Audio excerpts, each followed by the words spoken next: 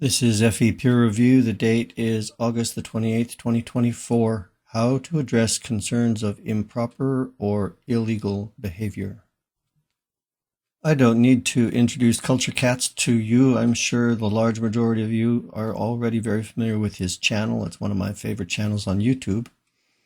He put out some videos recently that I wanted to address an issue that came up. In short, he was basically accused of things that are very serious, and I wanted to just briefly say a few things about those kinds of accusations. I'm going to read a comment further down here that I responded to and go from there. I can science that, who frequently comments on my channel and who makes very good videos of his own. He wrote, "I'll take a moment to remind us all that, quote, being on our team doesn't make somebody universally right or good.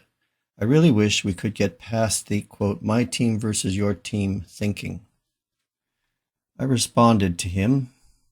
My response is here. "This isn't meant as a criticism of your comment. Your comment simply stimulated a train of thought I felt was valuable enough to share.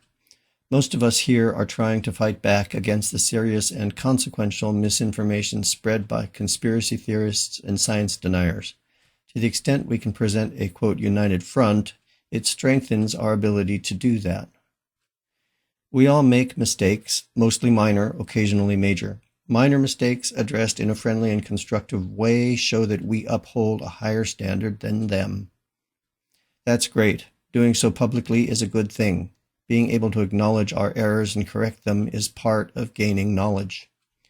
But when someone comes along and starts bandying about very, very serious allegations, such as in this case, for a start, if there's no evidential basis for the accusations, it is simply entirely wrong and dangerous. And it weakens our efforts to push back against science deniers and conspiracists by stirring up negative conflict. If the person making these allegations had valid reasons for making them, then the appropriate thing to have done would have been to address Katz in private first and give Katz a chance to respond, either privately or, if warranted, publicly. If at that point the problem remained unresolved, then going with the public accusations might have been justified. I say might because when we're talking about potentially criminal activity, instead of making public accusations and trying to instigate a, quote, trial by social media, the more ethical thing to do would be to take the concerns to the police. I'm going to expand just a little bit and reiterate that last point. If you, whoever you are, see something that involves imminent harm to someone else, imminent danger to the public, take that to the police. That's where the information needs to go. That's where it can be addressed. Trial by social media is not the solution. So when I say also earlier, I said talk to the person privately, I am not referring to the kinds of accusations that were being bandied about in this video. That you don't talk to the person about that.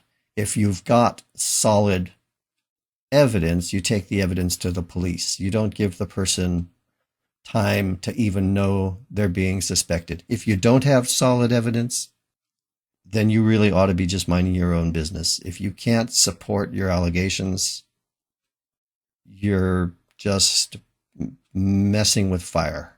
Don't do it.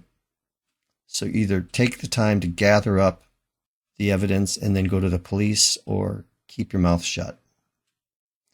That's all I'm going to say on this subject. I hope this is helpful. Thank you. Bye-bye.